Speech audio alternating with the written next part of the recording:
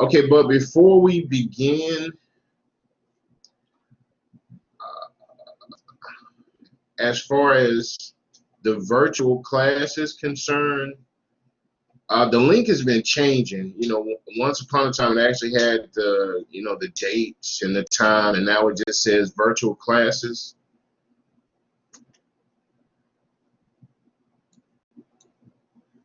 When we entered the course, the virtual class on Thursday,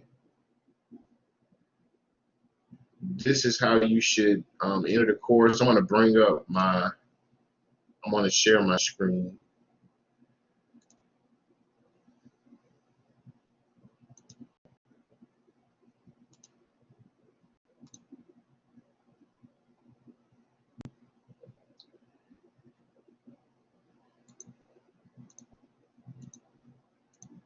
Okay, I thought I could.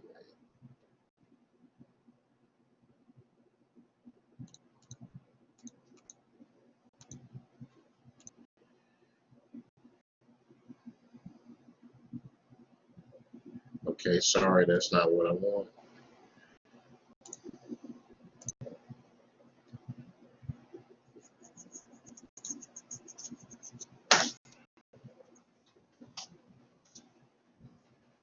And one of the reasons why I'm doing this is because I have a 067, and I'm going to allow them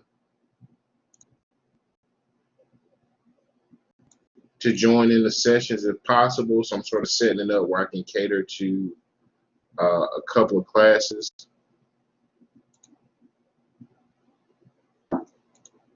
And here it is. Okay, so the next time we meet, okay, today I believe you all clicked on this link and you were able to attend the session. For future references, there won't be like a time or date or anything. This is what's called an open classroom, and you'll simply click on this open classroom and that'll bring you to the virtual class. And I have to do it this way just so that my online, well, it's all online, but my other section can actually join the lectures, okay, if it's in their schedule. Okay, so this is one of the administrative things I wanted to take a look at, is how you actually enter the course. Today we will look at a couple of sections. We're going to look at section 1.1. We'll talk about functions, equations, inequalities, and then in section 1.2, we'll look at relations and functions, and we'll also talk about domain and range. Okay. Domain and range are a big part of the course. You'll see almost every question when we deal with these equations and functions, they'll ask you what's the domain, or they may ask you what's the range. So we'll take a look at these two concepts, and also interval notation. Okay, we'll kind of review interval notation. When you answer the domain or range questions, you must answer them using interval notation. Okay, so we'll kind of review interval notation in section 1.2.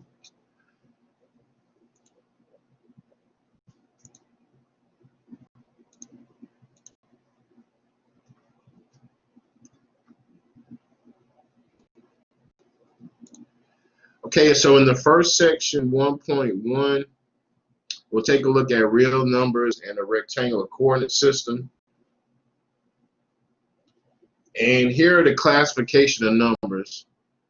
And as we can see from the classification of numbers, there's basically 5 classifications. There are natural numbers, and natural numbers are sometimes called counting numbers.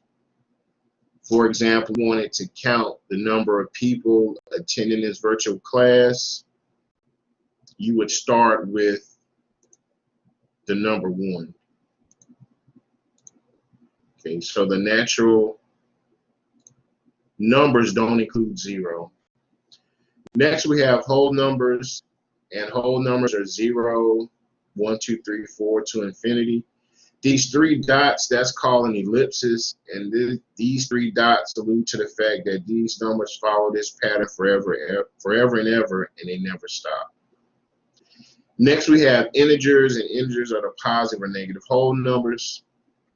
Okay, so notice there are no fractions or decimals.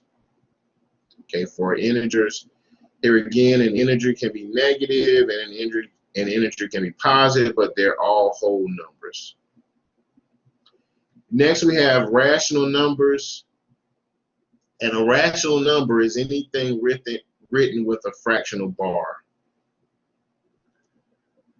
Rational numbers is another way to think of a rational number, and you can think of it as a decimal.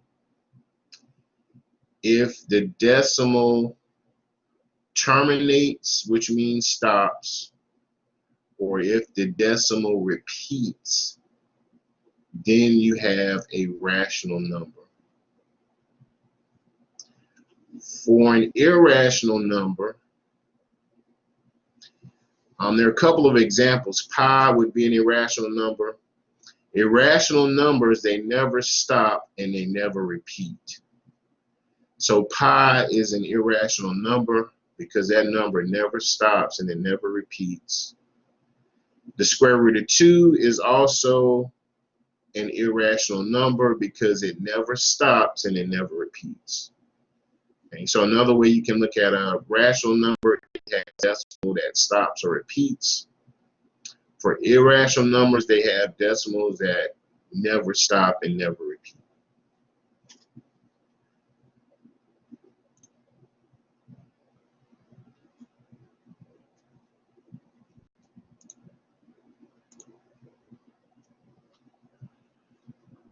Okay, next we'll review the Cartesian coordinate system. And we basically have two axes. The horizontal axis is my x-axis. The vertical axis is my y-axis. Where these two axes meet, that point is called the origin. Okay, so the origin is the center of my coordinate system. And we have the different quadrants. Okay, quadrant 1 is the top rightmost. Then going in a counterclockwise direction, we have quadrant 2, quadrant 3, and we have quadrant 4.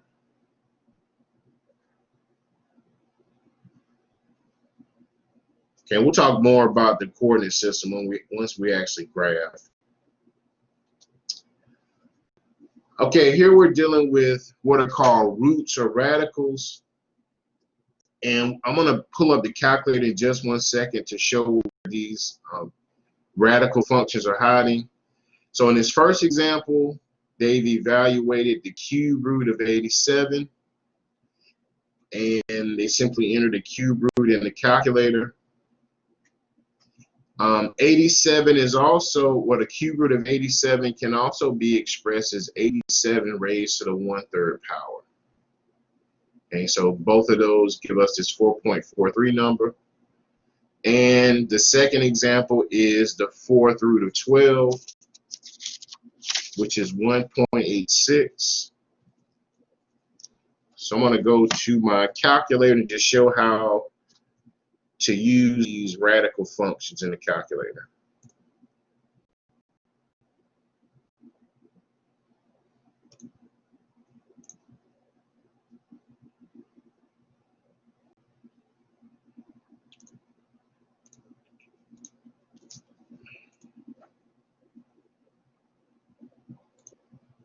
All right, so here is a look at my calculator. And as far as the radicals or roots are concerned, first off, I'm going to turn it on. All right, and I'm going to clear out my home screen. So I'm going to just simply hit clear. Now, when you hear me say home screen, the home screen can be accessed by this quit key. I'm not quite sure if you see that or not. So I would hit second in mode, which is my quit function, and that would take me to what I call the home screen. Next, if I hit math, there are a couple of options, well, a few options in math. This first option whatever the calculator is given, and it'll express it as a fraction. My second option is to take what the calculator is given and express it as a decimal. My third option is for the cube of a number. This fourth function is for the cube root of a number. So for example, if we wanted to evaluate the cube root of 87,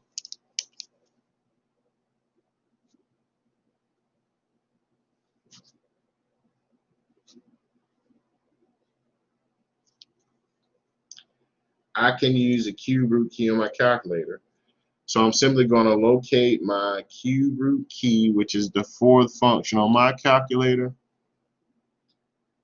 I'm going to put in my radicand, which is 87. Okay, and we're given that 4.43 value. All right, here again, this cube root of 87, since it's not a perfect radical, then it's an irrational number. Next, we'll evaluate the fourth root of 12.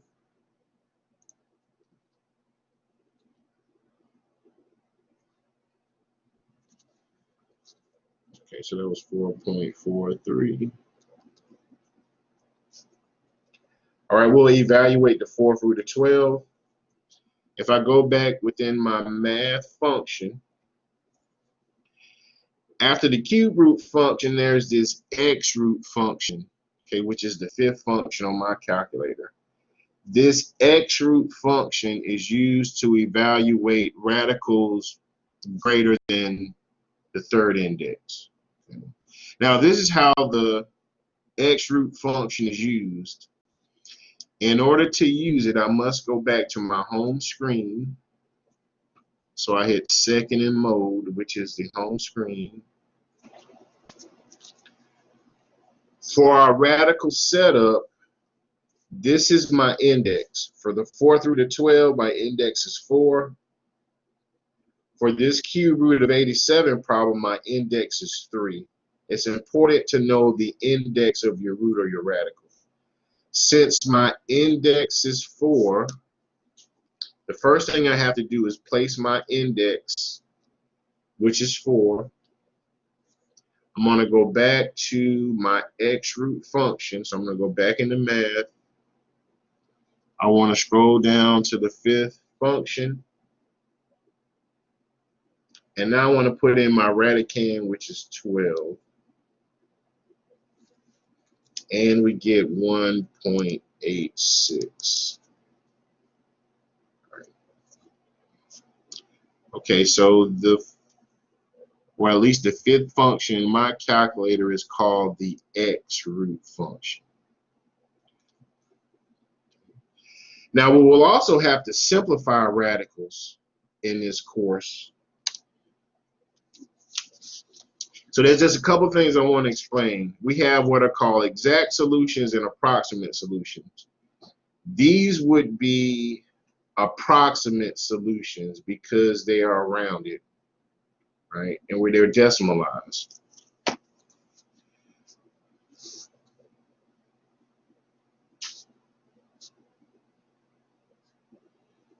Okay, so we're going to simplify radicals.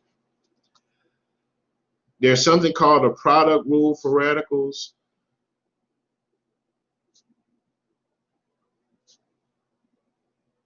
And it says that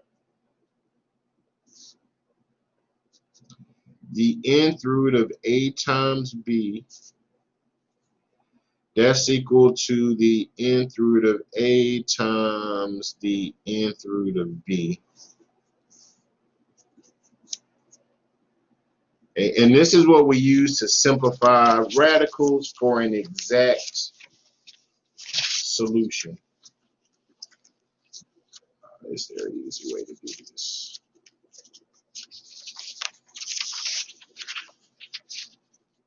All right, so here is an example. Let's simplify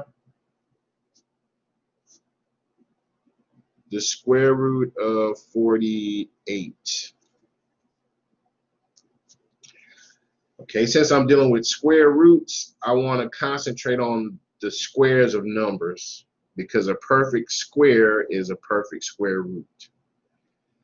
So in order to simplify, I'm going to use this product rule for radicals. And it says that if I can find two numbers to multiply, in this case to give me 48, I can actually write this out as the product of two radicals. For example, I can write 48 as 1 times 48. So it's possible for me to write the square root of 48 as the square root of 1 times the square root of 48. I can find 48 by using 2 times 24. I can also find 48 by using 3 times 16.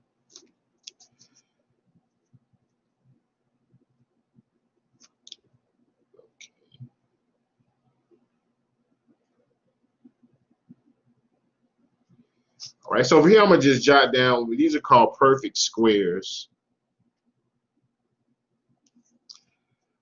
Okay, 4 is a perfect square because the square root of 4 is perfectly 2. 9 is a perfect square because the square root of 9 is 3. 16, 25, 36, so on and so forth. All right, so this listing of numbers, these are my perfect squares. When I try to rewrite the radicand as a product, I want to pick two numbers so that when I multiply, I get 48. Okay, I can use 4 times 12 because 4 times 12 is 28. But you want to use the largest perfect square possible. I can write 48 as 16 times 3. So I'm going to use that to rewrite my radical. So I'm going to write the square root of 48 as the square root of 16 times the square root of 3, because 16 times 3 is 48. However, 16 is a perfect square, so I can write this result as 4 times the square root of 3. This is an exact solution. It's exact because the square root of 3 is an irrational number. It never stops and never repeats. So the only way to write that out exactly is to use a radical. Let's take a look at one more. Let's simplify the square root of 272.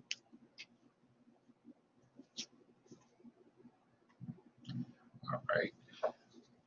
So basically what I would do is I would divide by my perfect squares until I get something that divides evenly.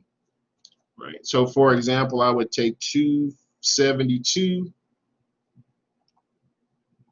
Okay, and this may be a long way of doing this, but for understanding, I would take 272, I would divide it by 4 to see if that works. So let me try that out. 272 divided by 4. So that means I could write 272 is 4 times 68. But remember, you want to take the large perfect square. So next I'll try 9. 272 divided by 9. Right? And I get something that's not evenly divisible. Next I'll try 16. 272 divided by 16. And I believe 16 will be the largest perfect square. Okay. So I'm going to rewrite the square root of 272 as the square root of 16 times the square root of 17. The square root of 16 is perfectly 4. The square root of 17 is not perfect at all, so it remains as the square root of 17. And we have simplified the square root of 272. So there's certain problems when you're asked for an exact value you will have to simplify the radicals. Right. So any questions about this?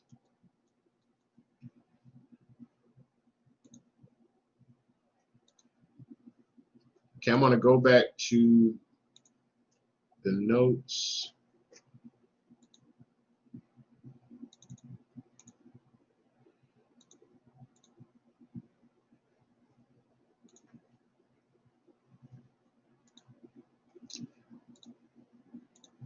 All right, so we looked at the radical root keys on the calculator as well as simplified radicals by hand.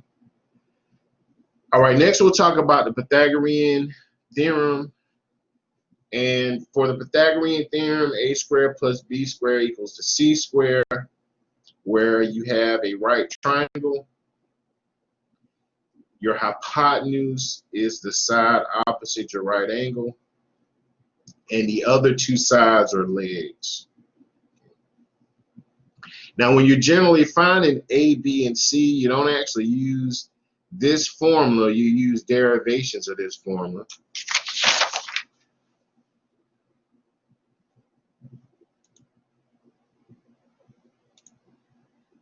Okay, so I'm going to switch back to the document counter for a second.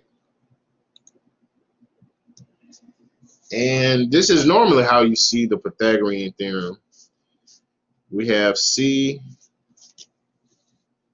which is the hypotenuse, and it's opposite the right angle. Okay, this box that's inside of our angle, this denotes that this is in fact a right angle. And we have our two legs.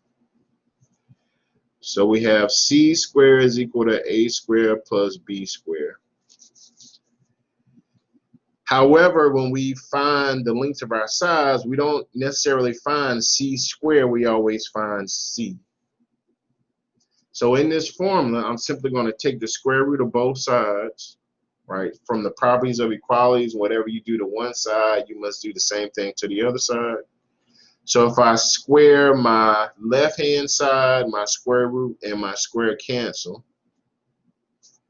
And if I square my right-hand side, I have the square root of a squared plus b squared. All right, so this result pops out. If you're asked to find b, b is going to equal to the square root of c squared minus a squared. And if you're asked to find a equals to the square root of c squared minus b squared.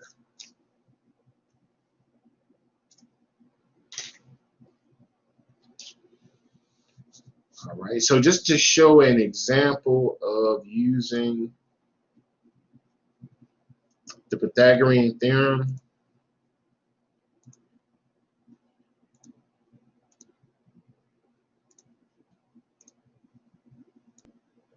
okay, this is from section 1.1.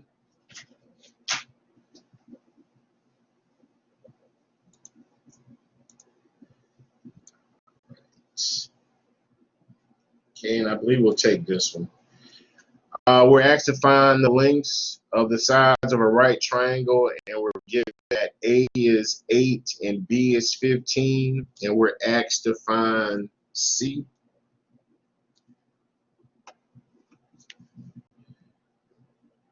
So A is equal to 8, B is equal to 15, and we're asked to find the hypotenuse, which is C.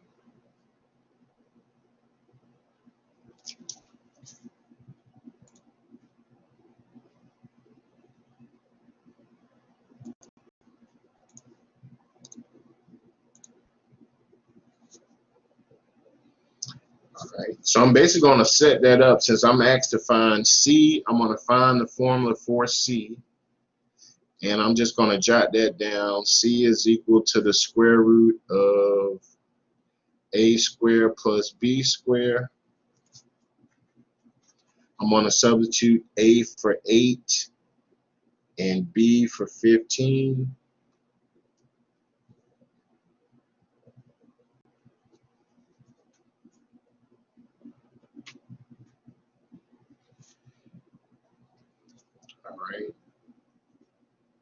So 8 squared will give us 64, and this is still underneath our square root, plus 15 squared is 225.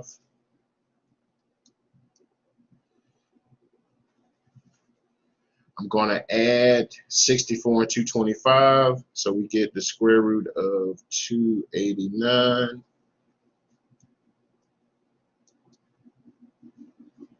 And the square root of 289, okay, if we use a calculator, should give us 17. All right, if you were asked to find B, you would use the second formula, and if you were asked to find A, you would use the third.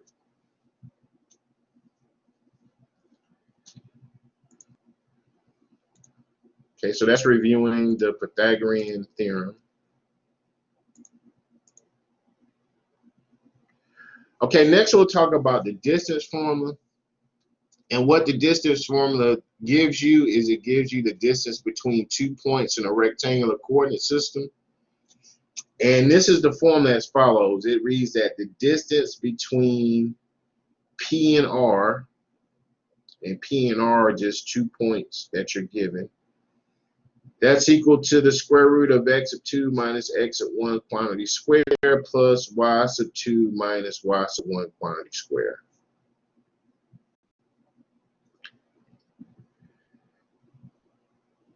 One thing I guess I should mention about this particular formula, you may see it written different ways.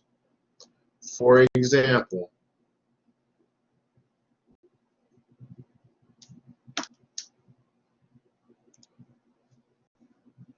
in the formula sheet section of the course,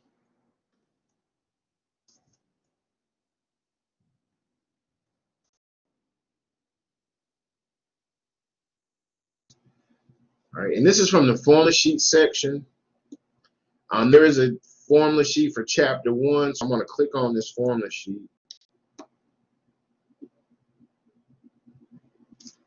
And if you look at the distance formula, notice that it's slightly different than the previous formula. This formula says that the distance between 2 points is x of 1 minus x of 2 quantity squared plus y sub 1 minus y sub 2 quantity squared. It does not matter which formula you use, you should still get the same result. So I just want to warn you that you may see this formula written in a couple of different ways. Okay. I believe as far as the view and example is concerned, this is the formula that you're going to see. So I'm actually going to jot that down for this example. So even though there's a different formula on the slide, I'm going to use this formula.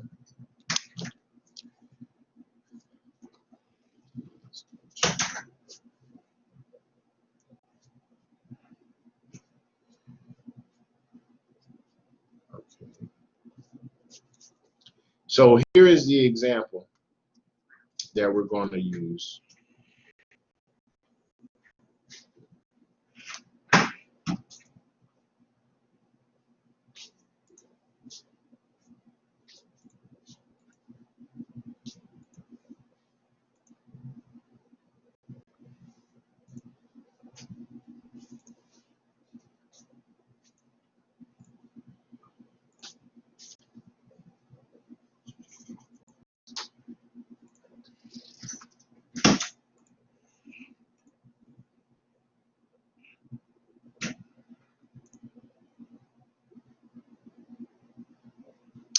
Okay, give me 1 second to figure out where I am. Okay, and this is number 13.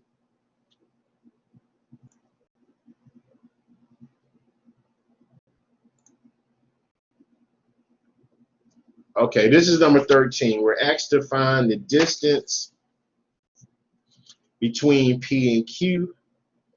So notice we're given point P as negative 10, comma 5. I'm going to jot that down. And we're given point Q as 6, comma 9. We're also asked to find the midpoint. Now the distance formula would give us the distance between these 2 points, meaning that if we were to use a ruler and measure from point P to point Q, we're going to find that distance. The midpoint would give us the coordinates for the exact middle of our line.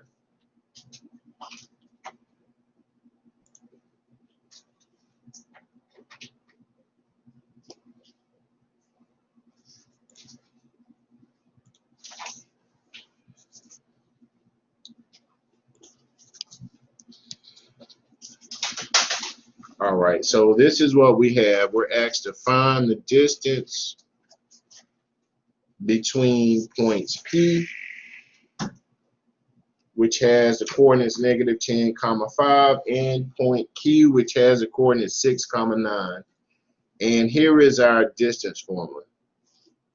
Okay, so I'm using the formula for x sub 1 minus x sub 2 quantity squared plus y sub 1 minus y sub 2 quantity squared. So now we'll substitute, but before we do, let's just locate x1, y1, x2, and y2. So simply what that means is, since this is my first point, I'm going to call this x sub 1, y sub 1.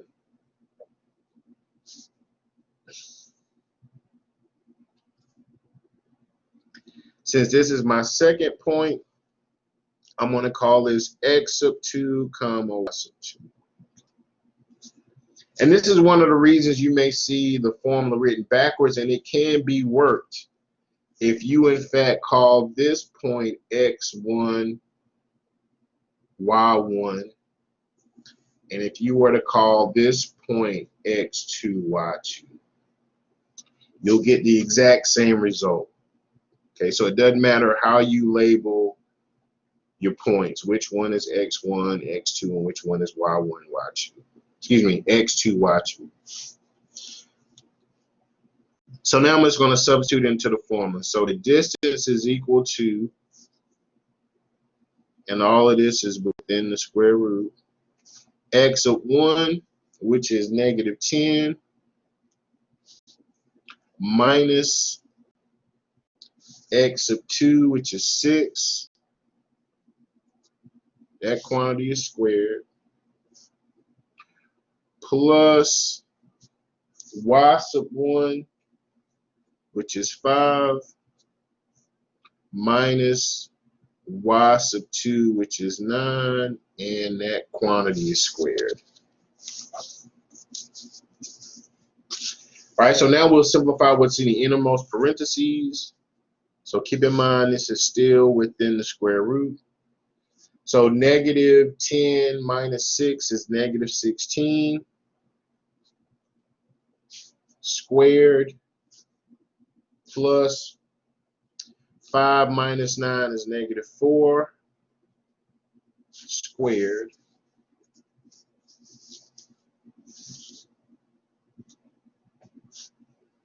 negative 16 squared should give us a positive 256, right? Because when you square a negative, that's going to always show back a positive. Plus negative 4 squared is 16.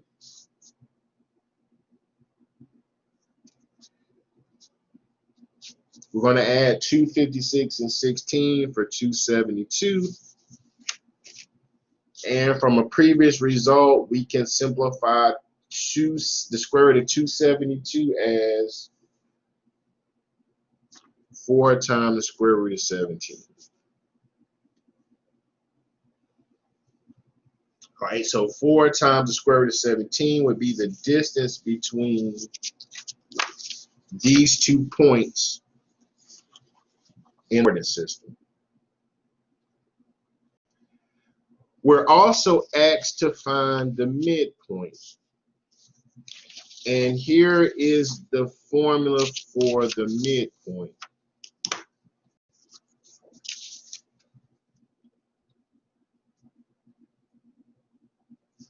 And there's only one way you're going to see this midpoint formula. And it's x sub 1 plus x sub 2 divided by 2, comma, y sub 1 plus y sub 2 divided by 2. So what this is going to give you is the ordered pair location for the middle of our line segment. So for the example, we're asked to find the midpoint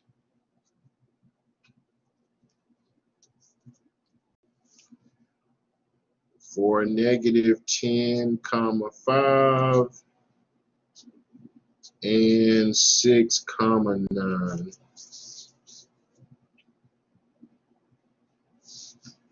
Right, so I'm just going to substitute. So here again, this is x1, y1, x2, y2.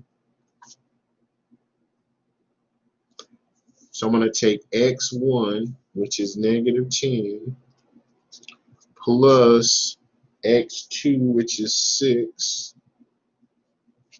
We're going to divide that by 2, comma, y sub 1, which is 5, plus y sub 2, which is 9. We're going to divide that by 2. Negative 10 plus 6 is 4. Excuse me, negative 4. 9 plus 5 is 14. And this simplifies to give us a result of negative 2, 7.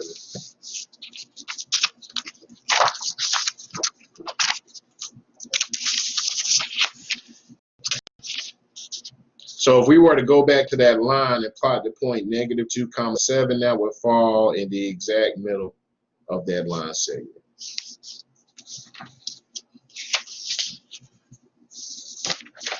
All right, so any questions about distance in the midpoint? So for the midpoint, for the distance, you may see a couple of different formulas, but when you work them out, they would give you the exact same result.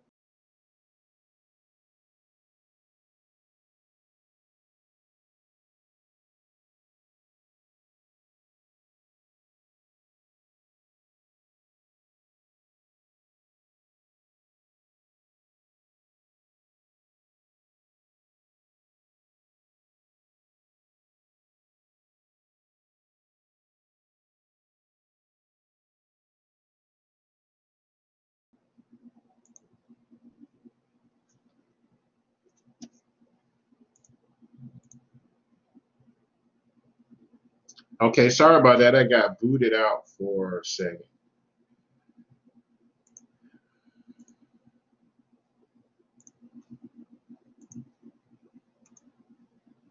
Okay, so that wraps up the first section. Okay, now we'll take a look at the second section for chapter 1.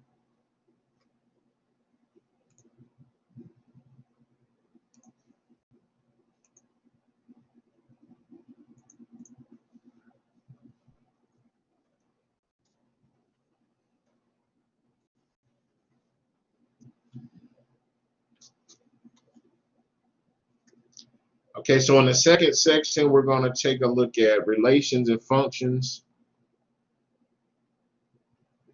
And on the first slide, we have what's called interval notation.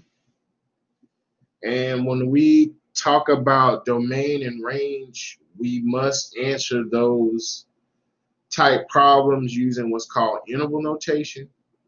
And interval notation is used when you have more than one solution. On this slide, we see the set builder notation in this column.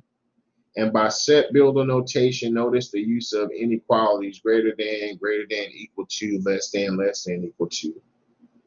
We have interval notation. So notice when you convert from set builder notation to interval notation, in interval notation, you don't see any inequalities. Okay, those things are assumed based on how your interval notation is written. And then we have a graph. The graph and the interval notation are basically one and the same. So to take a look at some examples of using interval notation.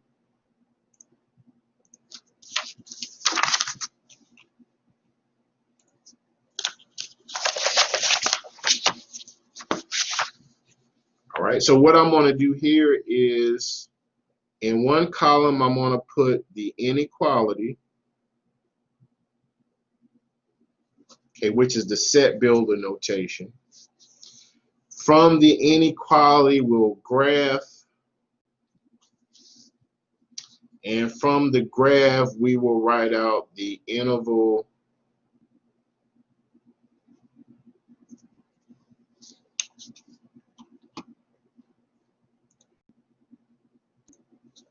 notation equivalent. All right, so on the slide that we just saw a bunch of letters, A's and B's. Here I'm going to put some actual hard numbers in. For example, let's say we have x is greater than 3. How do we write x is greater than 3 in interval notation? The first thing I would do is graph. So I'm going to make a rough sketch of x is greater than 3. So for my number line, I'm only going to put a few things. I'm going to center my graph at 3. Okay, so that's basically the only number I'm going to write. To the far left, I'm going to put negative infinity. And to the far right, I'm going to put positive infinity. So this is just basically a quick and dirty number line. So now if I wanted to grab x is greater than 3, normally we would use open circles and closed circles. An open circle is used when you don't have the equal to bar, and if you had an equal to bar, you would graph using a closed circle. But for interval notation, we're not using open circles or closed circles. We're either going to use a parenthesis or a bracket. A parenthesis serves the same purpose as an open circle, and a bracket serves the same purpose as a closed circle. So for this inequality, x is greater than 3. So I want all numbers for x that are greater than 3. Since my inequality is greater than, I'm going to use a parenthesis. That parenthesis is going to face the right, okay, because we want all numbers greater than 3. My line is also going to extend toward the right because all these numbers are numbers that are greater than 3. All right, so that's basically my rough sketch on the graph. This rough sketch on the graph is your interval notation. So in order to write x is greater than 3 in interval notation, I'm simply going to write this as a parenthesis 3, comma, infinity. I'm going to close off infinity with a parenthesis. Okay, whenever you deal with this infinity, it's like a sideways 8. You always close off with a parenthesis. Never with a bracket, because a bracket implies that it stops. And infinity never stops. It keeps on going forever and ever and ever. All right, so let's take a look at another example. X is greater than or equal to 3. Okay, how would we write this in interval notation? Well, I'm going to make a rough sketch of the graph.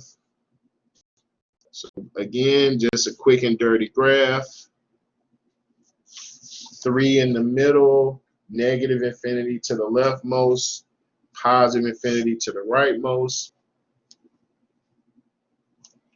Here I want all numbers greater than or equal to 3. So instead of using a closed dot, I'm going to use a bracket. That bracket should face the right.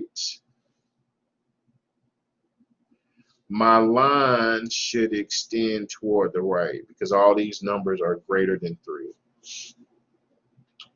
So this is my interval notation solution. This would be a bracket 3, comma, infinity with a parenthesis.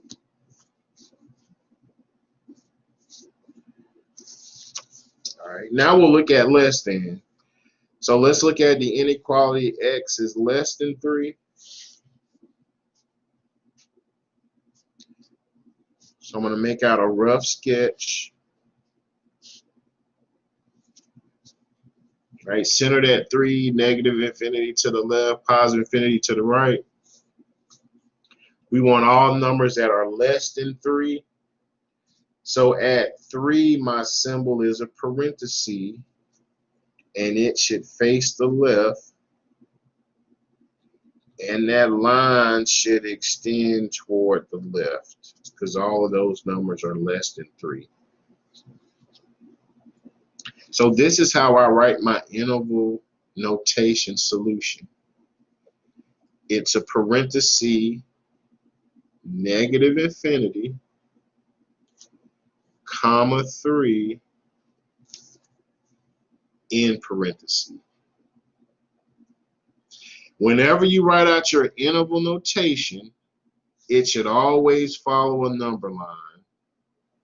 The biggest thing should fall to the right. The smallest thing should fall to the left, just as a left to right number line. And for our last setup, we have x is less than or equal to 3. So again, I'm going to make a rough sketch. Centered at 3, negative infinity to the left, positive infinity to the right. Since I have an equal to bar, I'm going to use a bracket. Since my inequality is less than, that bracket is going to face the left. That line is going to extend toward the left. So I have my interval notation solution. So it's parenthesis, negative infinity, comma 3 with a bracket.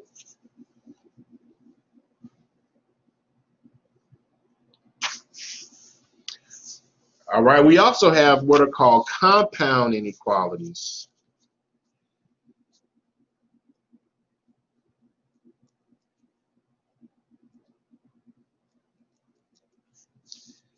So just to write one out, I'll write this as negative 3 is less than x is less than 3.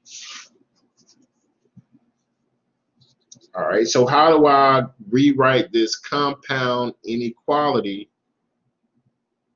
in interval notation? Well, we're going to do it the same way. We're going to graph. My graph here is going to look a little bit different. I'm going to use negative 3 and positive 3. I'm going to center it around these two numbers. And negative infinity is to the leftmost and positive infinity is to the rightmost. Now, as far as my inequality is concerned, I'm actually giving two inequalities at once.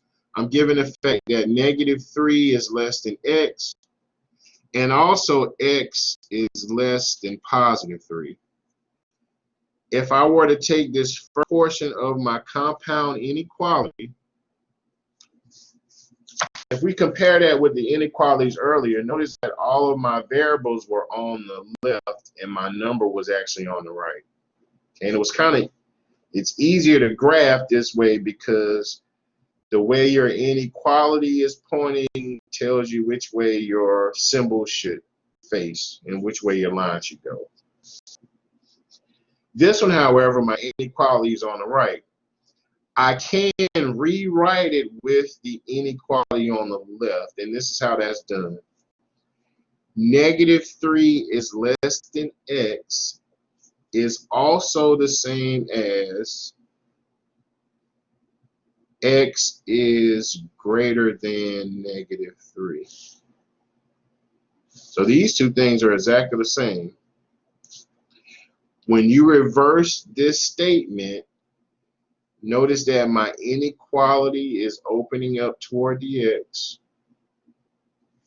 When I flip it over, notice that my inequality should still open up toward x. And so now I can use this to graph. So x is greater than -3. At -3, I would have a parenthesis that faces the right, and my line will extend toward the right. And at the same time, x is less than 3. So at +3, my symbol is a parenthesis, and it should face the left. My line should also extend toward the left. And this is my interval notation solution. It's the open interval from -3 to +3.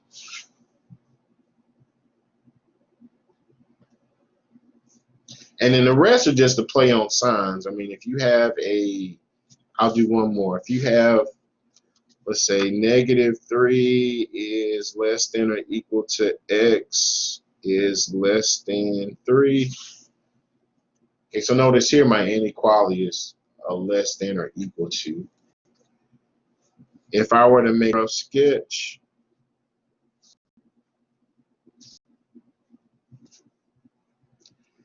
I can interpret this first interval as x is greater than or equal to 3. All right, if I were to rewrite that, excuse me, x is greater than or equal to -3, excuse me. So at -3, my symbol would be a bracket as an equal to bar. It would still face the right. My line would extend toward the right. And at the same time, x is less than 3. So at 3, since I have a less than inequality, my symbol is a parenthesis. The line faces the left. So the interval notation solution is the half-closed interval from -3 to +3 with a parenthesis.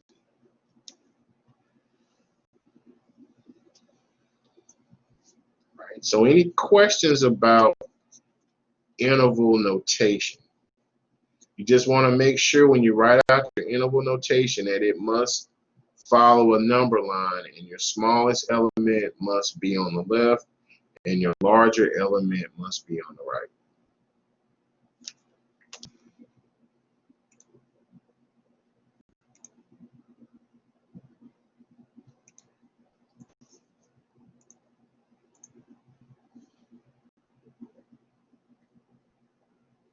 Okay, so now we'll talk about domain and range, and we'll look at the domain and range under like 3 umbrellas. The first umbrella for a domain and range would be finding the domain and range of a relation. Next, we'll look at how to find the domain and range of a function. And then we'll determine how to find the domain and the range of a graph. Okay, so this domain and range concept spans over a few topics in this course. So first we'll look at the domain and range and how they relate to a relation. And a relation is just a set of ordered pairs. The x values in your ordered pairs are called the domain values, and the y values in your ordered pairs are called the range values. And we'll take a look at an example in a second. You will also be asked to determine if your relation is a function. So here's a definition of a function. A function is a relation in which every element in the domain, or your x-coordinates, must correspond to exactly one element in the range, your y-coordinates. When you try to find out if a relation is a function, we normally do what's called a mapping. So here's an example of how to find a domain in a range and also a mapping.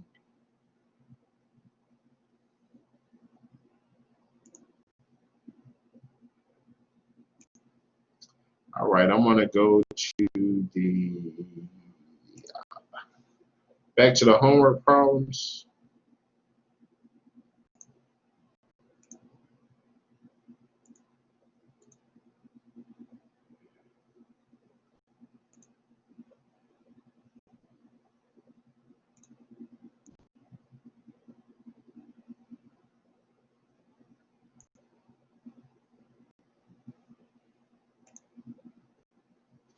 Okay, I'm going to go into section 1.2.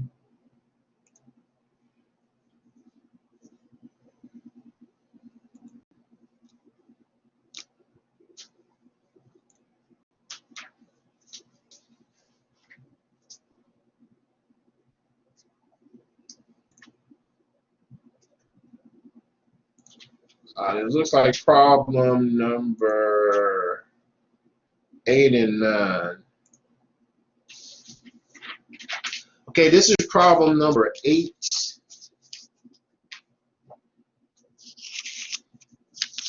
And we're asked to determine if this relation is a function, and we're also asked to determine the domain and the range. Okay, so it asks if the relation is a function, and the answer is yes, and I'll work that out on the document camera on why that's yes. We'll use a mapping to determine that. Then you're asked for the domain. So from the definitions, we just talked about the domain of a relation would simply be the x coordinates.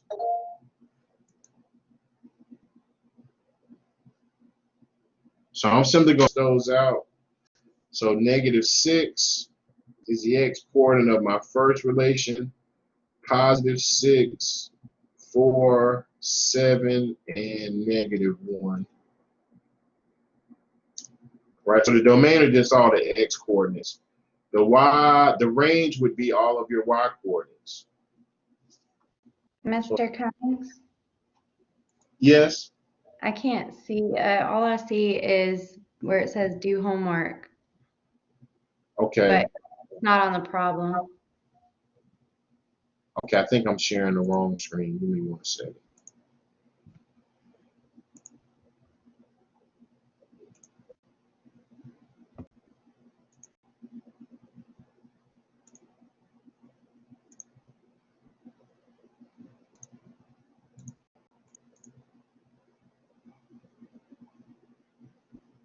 Okay, are you seeing it now? Yeah, that's better. Okay, sorry about that. That's okay. All right, so this is problem number 8 from section 1.2. Okay, and we're given a relation. And a relation is nothing more than just a set of ordered pairs. So from this problem, we're looking at 5 ordered pairs, which constitutes this relation. All right, so the first thing we're asked to determine if this is a function. Okay, and I'll go to the document camera in a second, and we'll work the first part out. Next, we're asked for the domain. The domain would be all of the x coordinates of the relation. So what I did here is I just listed out all of the x coordinates. The last part of this asks for the range coordinates. So the range would be all of the y values. And it looks like each one of my y values is 2. So my range would simply be 2. So now how do we determine if this thing is a function or not? So give me 1 second. I'm going to write this down. -6, 2, 6, 2.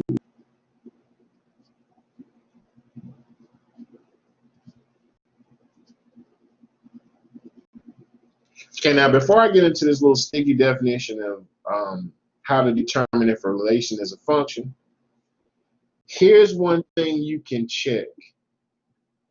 If all of your x values are different, then you have a function. So as I look at this just for value, notice that values, they can all be the same. Your x values must all be different. So notice I don't have any repeats. I have -6, 6, 4, 7, and a -1. They're all different, so that would constitute this as being a function. That's just the short end of it. Okay, no repeating x values, you have a function. If your x values repeat, then you don't have a function. Okay, now here's the long on it. Here's the actual mapping.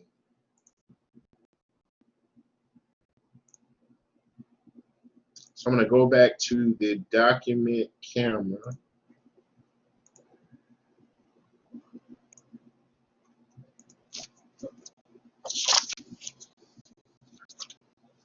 All right, and this was our relation.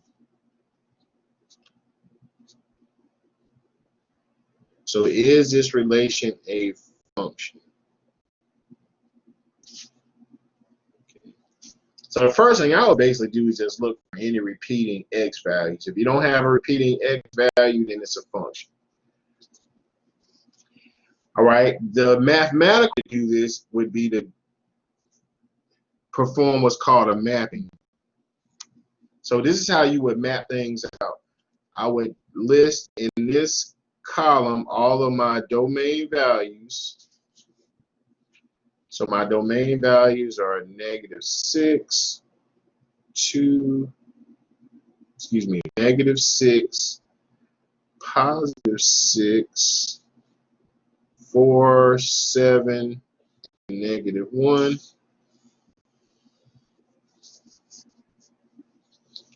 My range values are only 2.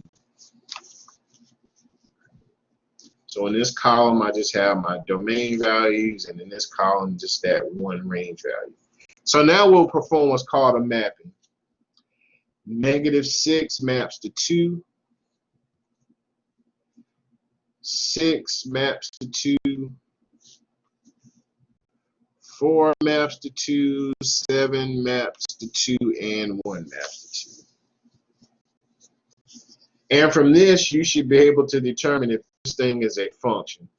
So now here's that definition. It says that every element in range, every element in the domain must correspond to exactly one element in the range. So if I look at this -6, it only corresponds to one element in the range. +6 only corresponds to one element.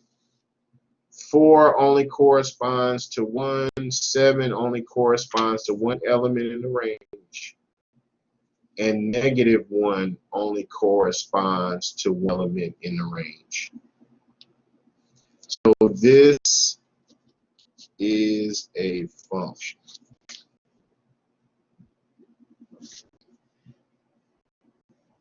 So now we'll take a look at a relation that is not a function, just so you can see the difference in the two.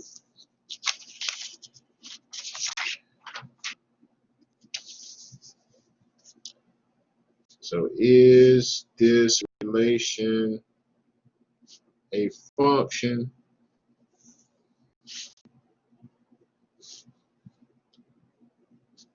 so we have -6, 2, 4, 1, -6, 0, and I'll put one more, 3, 9.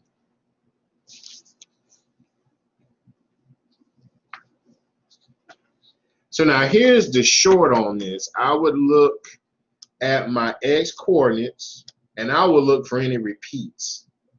So I have a -6, I have a 4, I have a -6. Looks like this -6 is repeating, so this should be a function.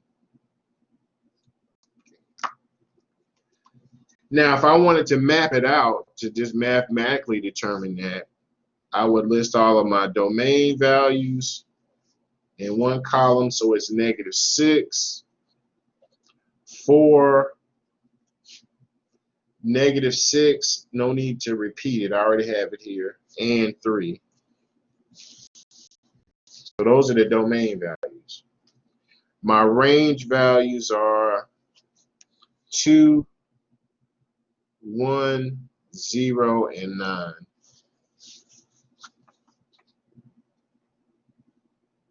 Right, and I'm going to map it out.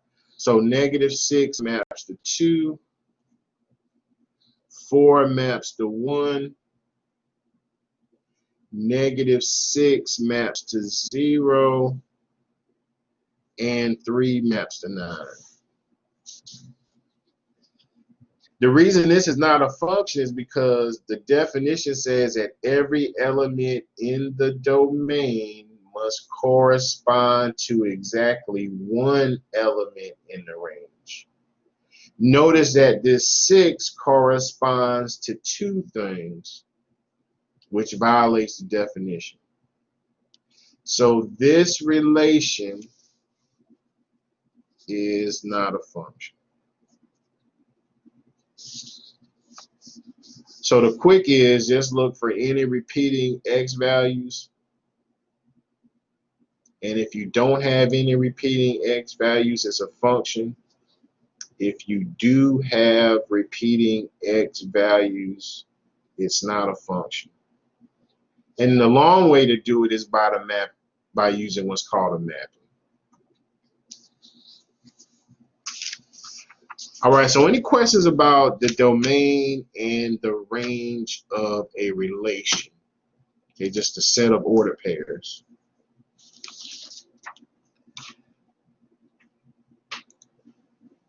All right, I'm going to go back to the lecture notes.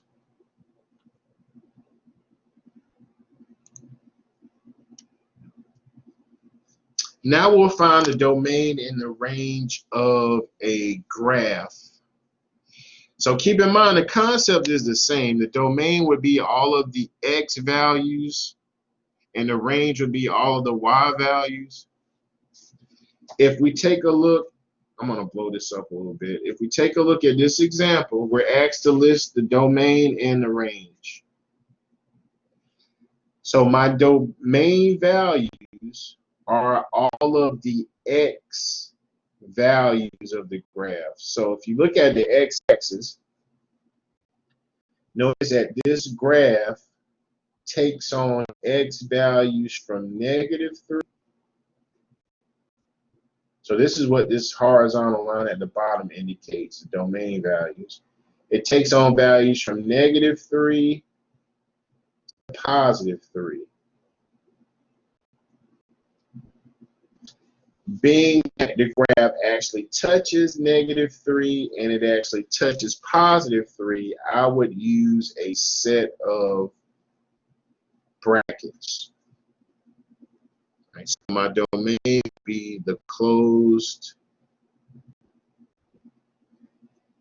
set from -3 to +3 with brackets. Okay, and I'll show that on the document camera in just a second. The range would be all of the y values your graph takes on. So if you look at the vertical bar on the side, this denotes all of the range values. So I would write out my range, and remember that when you write out your interval notation, the smallest element goes on the left and the biggest element goes on the right. I would write out my range as -6, and I would use a bracket because it actually touches -6 to +6. And I would end also with a bracket. So if I were to return to the document camera,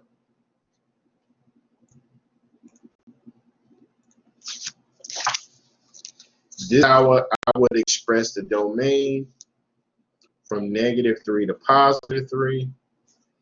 And this is how I would express the range from -6 to +6.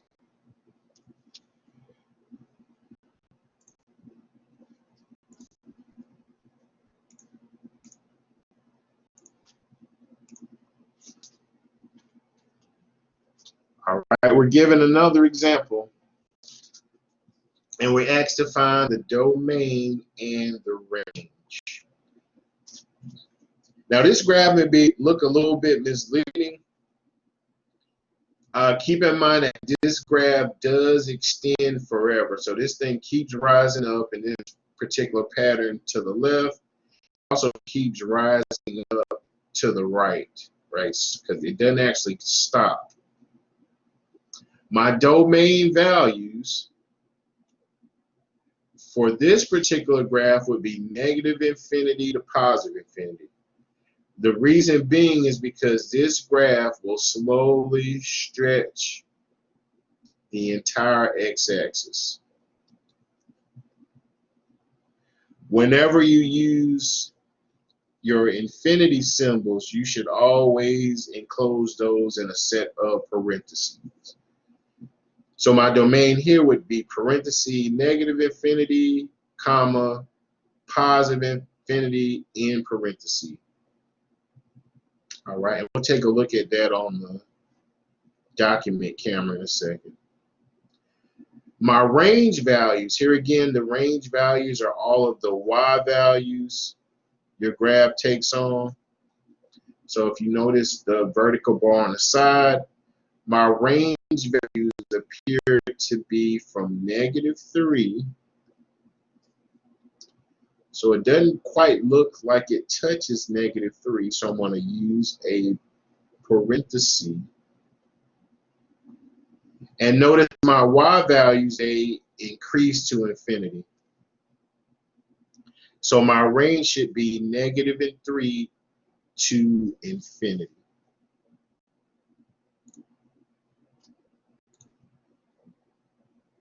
Right, so to take a look at how those things are written, notice my domain should be written as -infinity to +infinity, which is also known as all real numbers. And my range is written from -3 to +infinity.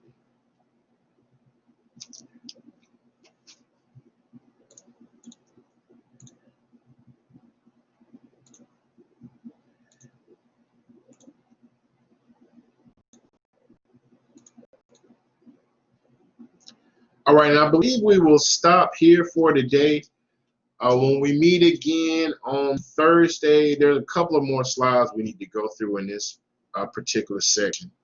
But when we meet again on Thursday, we'll take a look at the domain and range concepts a little bit further.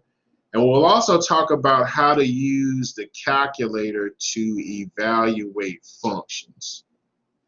So Thursday, when we meet, make sure you have your calculator again handy. I guess this is a good frame of mind. You should always have your graphing calculator. All right, are there any questions about anything we covered today?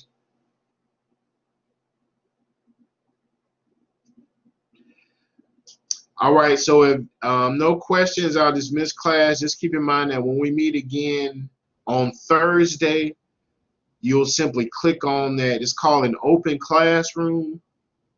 and we'll just sort of continue on with the course. Mr. Cummings, I actually have a question. Uh-huh.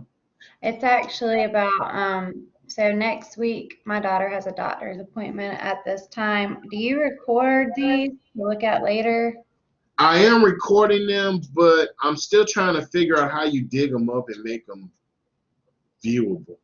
So I Okay. am recording this, and hopefully by Thursday, the lectures that we done before, they should be visible. Okay. So I understand everybody can't make the virtual class, but I will record them, and then I'll make the recordings visible. Just give me a second. I'm still trying to learn how to work this Blackboard collaborate. Yeah. Okay, thank you. Okay, any other questions about anything? All right, well, no questions in general. I'll see everybody on Thursday.